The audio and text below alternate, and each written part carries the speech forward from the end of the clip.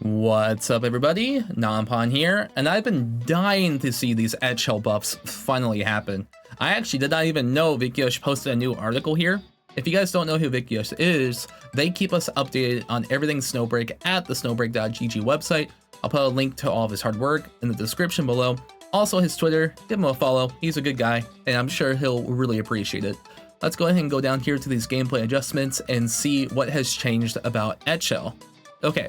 So it looks like Savage Pounce, which is her support ability, will get her healing increased, which is fine. I feel like she had some competition with other 4-star characters that could heal. She also gets a new passive. While not on cooldown, passively heals all nearby allies every second. Interesting. I wonder if that means that it will heal the on-screen operative in solo play, or if that only works in co-op. So I'm not sure what it means by nearby allies. We'll have to see. We'll have to see. Unyielding Rise, which is her ultimate, this is what I have been dying to see, is that the U energy cost has been reduced to 40.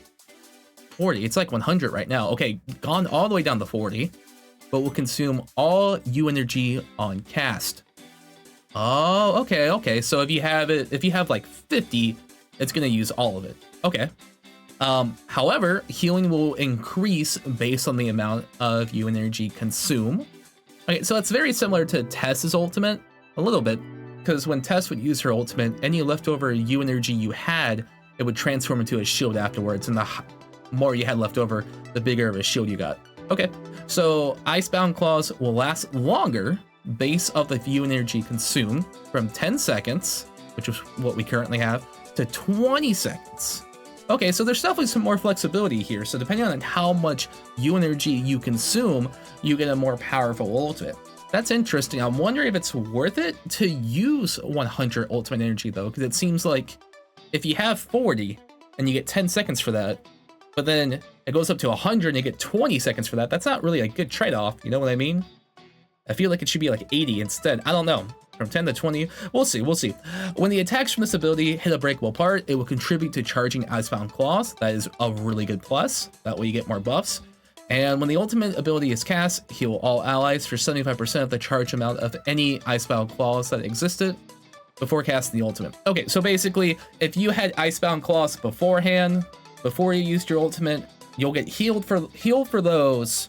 And then you're gonna get new after. You're gonna get newly charged ones afterwards. It's really weird. It's like a weird domino effect. I'll explain more about it in my guide about her later. It's like the stock market for Icebound Claws. It's really weird. Okay, so that's pretty cool. Although, let's see, it's objective improvement, but it might be a little too late. So having U energy cost, even if it's reduced, could still prevent this from being meaningful, useful as a buffing ability. I can see where Vicyush is coming from here. I think this still has synergy with like 4-star Redacted or Acacia, because she can top you off with ultimate energy at the start. So you probably can hit that ceiling really fast for some fast combos.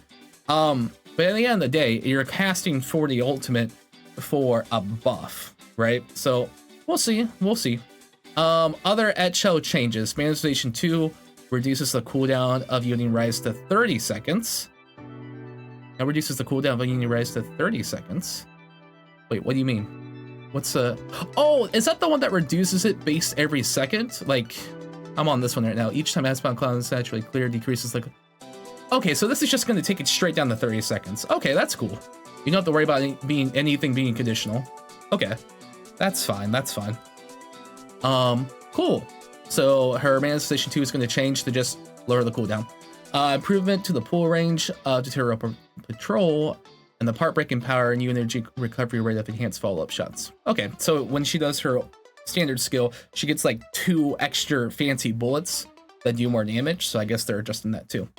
Lux Squad, the new logistics is going to get changed over here. Let me move my head a bit. I feel like I'm on it. There we go. Let's see. Winter Fleece stacks are now consumed when using any ability versus on heal currently when its effects persisting for 2 seconds. So it's only, oh, I see, because, oh, that's kind of bad actually. It's like a nerf almost. This is probably to avoid potential abuse of Eatchel's new support ability passive, because it does kill its usability with Shinching. Oh, that's true, because Eatchel is going to be healing every second when it's on cooldown. Oh, that's why. Okay, so this would activate basically every second because of Eatchel's new passive. So this is going to work with it activating after you use a skill.